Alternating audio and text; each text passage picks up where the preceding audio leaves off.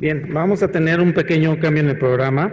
Vamos a poner primero la presentación del doctor Hudis y después vendrá el doctor Gregorio con una sorpresa. ¿Ok?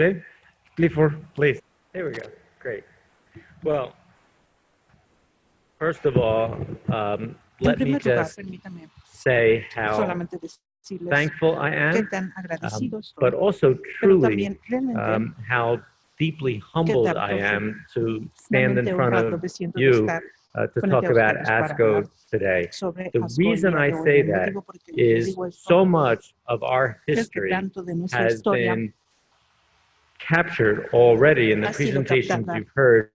So much of our work has been captured, and it is so clear how dependent we are on you and your colleagues. And really, there are many, many parts of the story over our history that I could not tell as well as it was presented this morning. So I reiterate that I am humbled to join all of you today.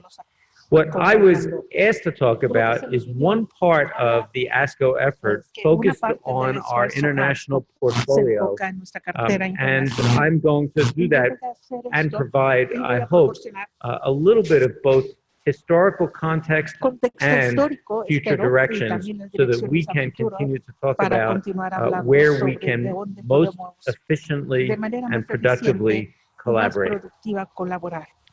You heard a good bit of the history of ASCO already, which will save me some time, but I am always amazed at how small the original group was. It was just these 7 founders.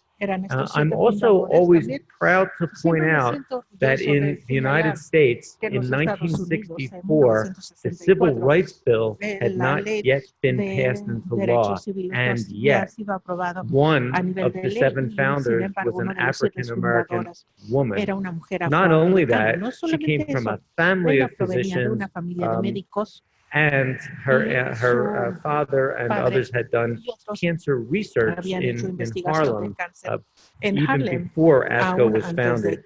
I think that this is an unexpected historical note for most people, and I think it's interesting to think about how ahead of our time we were, even in those days.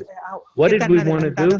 Well, it turns out that professional societies all over the world do pretty much the same thing. They have meetings to educate one another and share. They publish journals. You've heard all of that already. And to varying degrees, they engage in the legislative process in their countries through advocacy for beneficial policies. And these are the kinds of things that we set out to do in 1964, and frankly, these are the things we do today. So, as you heard already from Dr.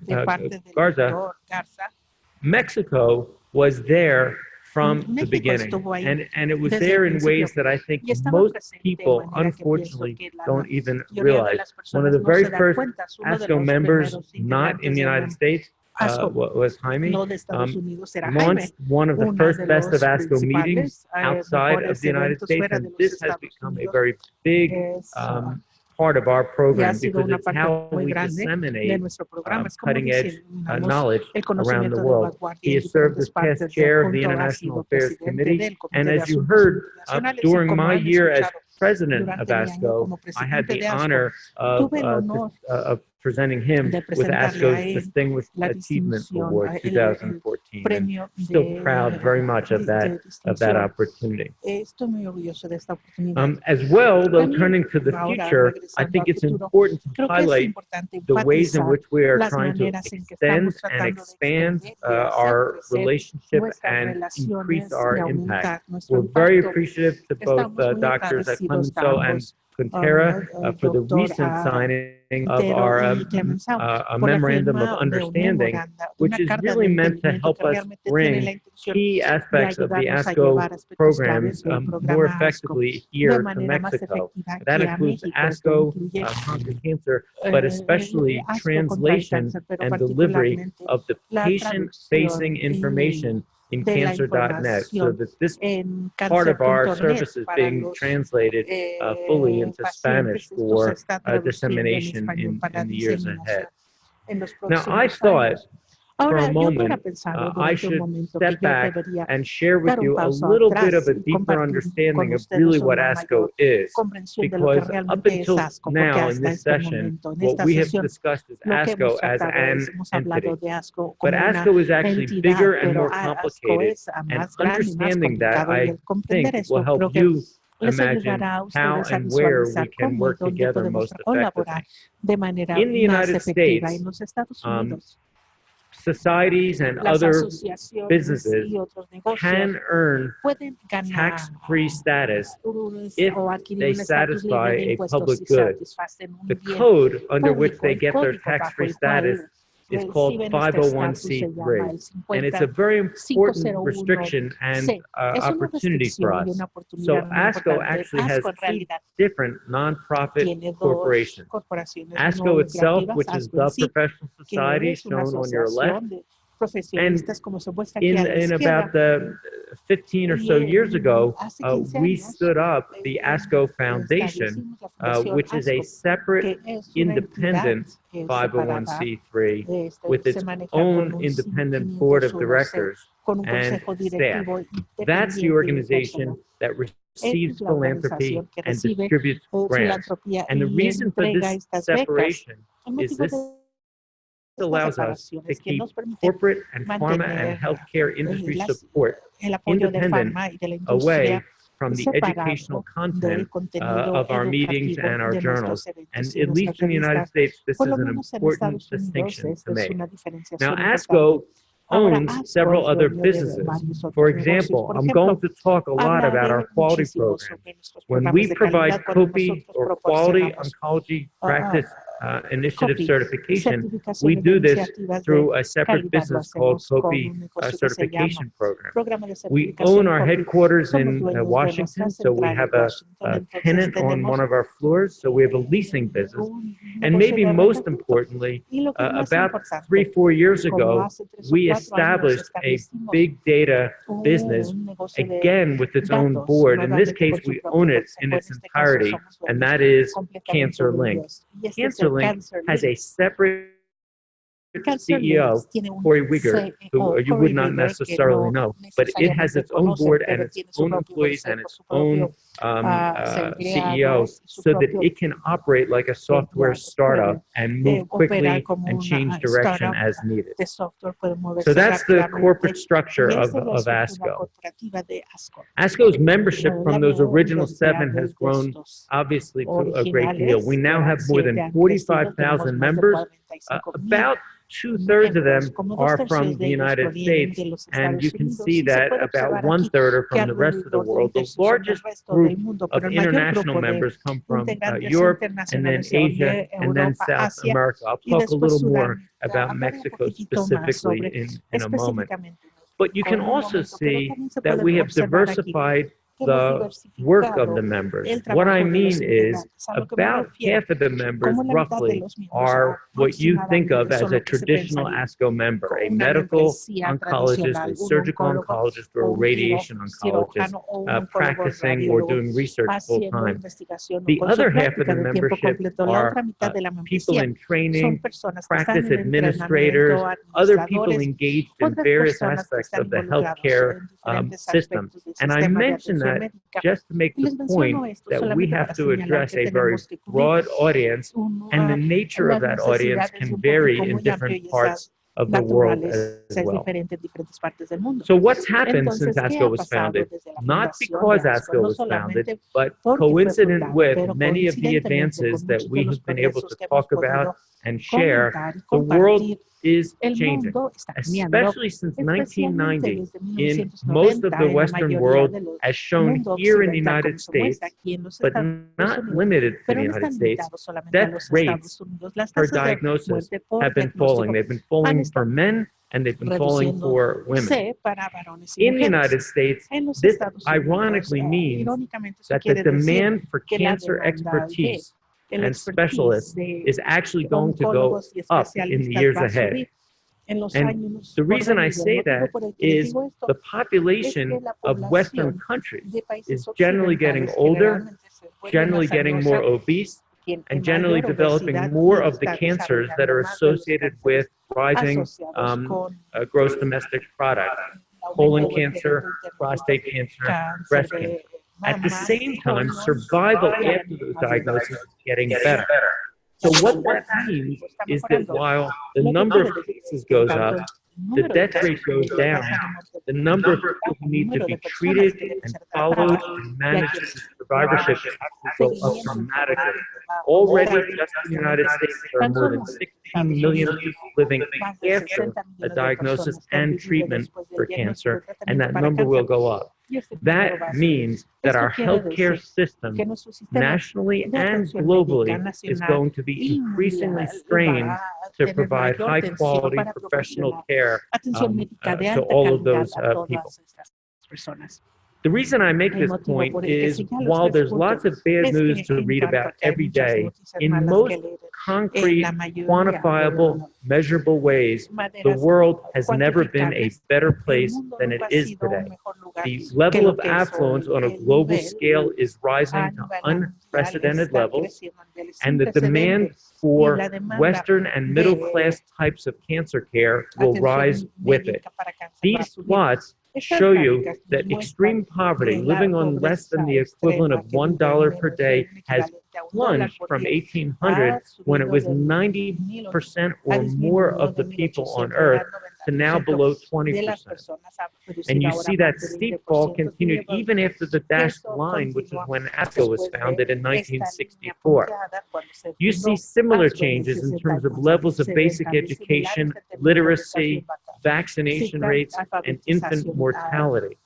So the bad news you can read every day, especially in the political arena, but underneath it, very good things are happening. For example, this year at some point, for the first time in human history, the majority of people on Earth will have achieved at least a basic middle-class life, which means they can afford a motorbike, they have electricity, they might have a refrigerator. It doesn't mean they have a big suburban split-level house in California and 3 cars in the driveway, but it is middle class. And again, repeating myself, that group of people, numbering now in the billions around the world, is going to want high-quality, good outcomes in terms of care for their prostate, breast, and colon cancers, among many others. That's what's coming. And that is our shared obligation and need, I think, as we discuss how we might continue our collaboration in the years ahead. This is the point I was making, that especially for low and middle income countries, the rate of cancer is going to go up, the number of cases will go up, and the demand for services will rise even faster than in the high income countries on Earth now.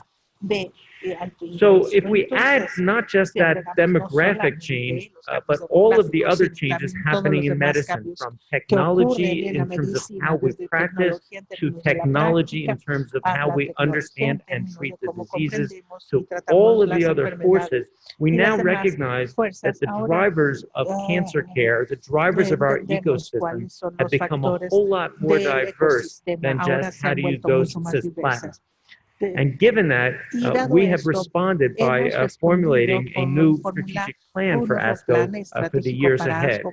This plan is simplified and shown on one single page. I want to walk through a couple of key components, because I think if you understand this, A, you'll know how we can work together, and you'll also understand why we're doing many of the things that we are doing right now and for the next few years. Our mission is to conquer cancer through research, education, and the promotion of high-quality care. Those 3 things, research, education, and quality, form our mission pillars. Those are the foundations for everything we do at ASCO, and we now divide all of our existing programs into those 3 areas formally. Our vision is a world where cancer is prevented or cured, and every survivor is healthy. That does not say we're going to prevent and cure every cancer. We know we can't. What we say is we're going to do our best and make sure that we balance quality of life for everybody as they go through it. We have 3 core values: evidence, care, and impact, and we use those to make our decisions about everything that we do. Our dream for the next 5 years is to lead the world in delivering information and the diverse expertise that the world needs to manage and reduce the burden of cancer globally. We're doing this through 4 main goal areas: better understanding and then meeting the needs of our members, driving quality of care through various programs. I'm going to talk about that for a few moments. Becoming better stewards of our own resources. That means modernizing our infrastructure. And finally, and maybe most important for us today, is goal 4, which is increasing our global impact.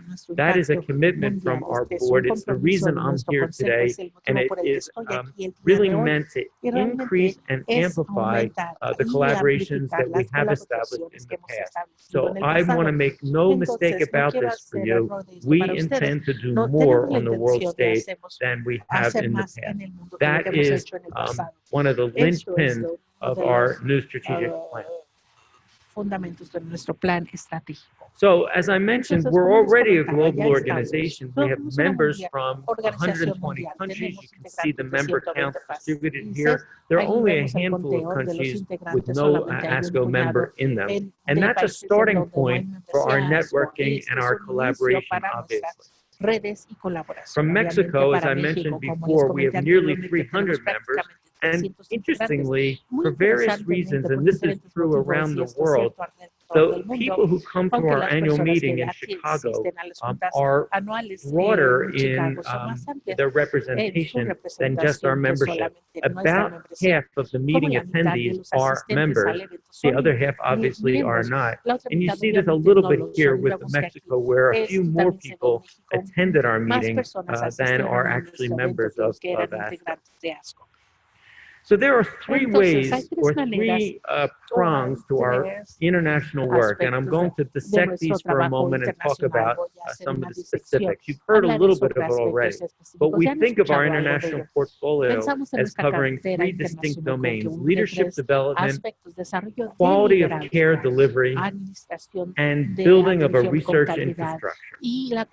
This I want to give a nod to Doug Pyle and the entire team in the International Affairs group at ASCO. They are the ones who have formulated and deployed this plan and have shared this and developed it with input from you and from others.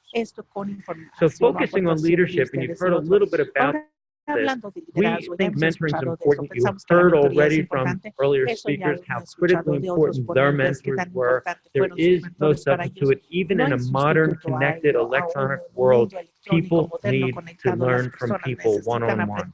And to do that, we pair mentors and mentees. We do it in 2 ways: through our IDEA program, which you've already heard about, as well as using a virtual mentor program that allows us to utilize electronic connections in the modern era. We also provide leadership training, and I want to put in a very specific plug. In medicine and medical school, basic leadership, administrative, and management skills are frequently left out of the education. People in our field rise to leadership positions because they are lucky, they have the right mentor to teach them, or they have innate skills. But we do not, as a matter of history, routinely teach what is taught in business school or in law school in some cases. We are trying to fix that. And so about 2008, ASCO launched the Leadership Development Program. Bob Mayer was the person who thought of this. This has become one of our most successful and high-impact programs. We train 12 to 16 people per year. They are mid-career and rising stars, and they leave our program with formal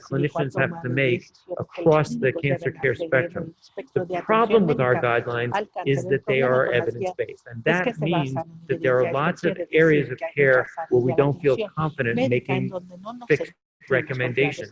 So they are sometimes a struggle for people who are looking for A to Z linear care for patients. Instead, we deliver specific points of knowledge. But we've done them for 15 diseases and a variety of specific content areas. I won't belabor this. And we have also customized them in certain areas for resource limited environments, and these are in cervix cancer, palliative care, and colorectal cancer, as you can see. I'm not going to spend so much time on this because my optimistic sense is that while we continue to get requests for this, more and more what we're being asked to do is assess quality using the same standards that we would use in the US and Western Europe. This speaks to my earlier comments about the rising middle class. My long-term view is that resource-constrained guidelines are not going to be that critical. The world is going to drive to acceptable middle-class care standards everywhere, and this will simplify, I think, our work. These have been published as well, and I won't go through that. So COPE is an oncologist-led culture change. The idea is to help all of us actually examine what we do, identify knowledge gaps, and without punishment or retribution, simply work to do better. We draw on this culture from the aviation industry, where reporting of your mistakes is encouraged without punishment, so that you don't keep making the same mistakes. That is our dream, and that is the program that we've run. We've now deployed COPE in more than 1,000 practices for more than a decade and a half, and we have 500,000 quality data measurement points that you can study. These are the disease domain and core areas for the various measures that we have, now numbering 172. And the problem for us, and a challenge that you will share, is it is a manual process. We open COPE up twice a year for 4 months. Practices have to pull their paper records or go through their electronic records, manually extract the COPE measure data, load it into a secure website, send it to us, and then within 1 month, we give them back their results benchmarked against practices elsewhere anonymously. So they know how they did, but they are being compared to everybody else anonymously. This has to become prospective, this has to become electronic, and this has to become easy and cheap, and that is our plan for the future. For those practices that perform at the highest level, we come in, have an on-site audit, and give them concrete feedback, but when they pass, we call them COPE certified. And the reason I'm telling you all this is that we are certifying practices internationally now for the first time. So you can see that we have practices certified in Greece, Brazil, and in Spain, and there is a plan afoot to bring this to Mexico shortly. This at least is our goal. COPE certification gives your practice 3 years of bragging rights that you are meeting or exceeding these highest quality standards from ASCO. And I think it's a wonderful testament to the shared values that we are trying to support around the world. Finally, I'll just focus on how we're supporting research. Obviously, we have our international clinical trials workshops and programs in various parts of the world. We support funding through innovation grants, the LIFE, which you already heard a little bit about, and a targeted young investigator award in global oncology as well. You've heard a good deal already. I won't repeat it about our publications, our attempt to spread this knowledge through traditional channels, meaning meetings and journals, all of which I think is going extraordinarily well, and we're really proud of the JGO growth in such a short period of time. I want to remind you to ask your colleagues to focus on our innovation grants. These are for up to 2 years, $20,000 US. The recipient organization has to be based in a low or middle income country. These grants allow you to have money to develop innovative cancer control solutions. So this is, I think, a way to take a little bit of money, the right motivated people, and make a transformative difference in a local environment. This is some of the previous recipients from Mexico. You can see there have been 3 in the last 3 or 4 years, and we cover this nicely in the ASCO post as well, as a way of building up, we hope, increased enthusiasm. Life has been one of our big hits. I personally was fortunate to mentor a life awardee from Brazil in one of my last full-time years at Memorial. This was a great experience for all of us. This is a 1-year research fellowship for investigators. They pair with a mentor in the US or Canada, and they move for 1 year to the institution with a plan then to return home and take their research with them. From Mexico in 2016, you can see that Dr. Perez de Celis was an award winner, focusing on patient preferences in older patients with cancer care. And this, I think, is just one of many, many great examples of the kinds of programs. The YIA in global oncology is up to $50,000. It follows all the rules of our other YIA grants, but this is something for a little more mature and dedicated investigator. It requires a supportive environment and a mentor. So you should be, again, thinking about who might be eligible for this award. This award changes careers. 98% of the people who get a YIA stay in academia, publish throughout the rest of their careers. This is what we do that I think is most transformative, and I encourage you, therefore, to think about how you can do this as well. And you can see again in 2018, one of your colleagues, Dr. Rivera Franco here from Mexico, was successful in winning this for bone marrow transplant study. You've already heard about JGO, so I won't belabor that except again to say how critically important this has been. You know about our meetings already, and Mexico has led the way in terms of our best of ASCO and International, and I would encourage you to keep doing that. These are the last couple of meetings here. And finally, I just want to remind you that for students and members in training, ASCO membership is free. Get them to sign up, and we offer reduced rates for members in low and middle income countries, and we are looking at our entire membership structure actively right now. So you can expect some positive updates on all of this in the year or 2 ahead. With that, I thank you very much. I remind you of our email box and encourage you to reach out to any of us at any time with any questions. Thank you.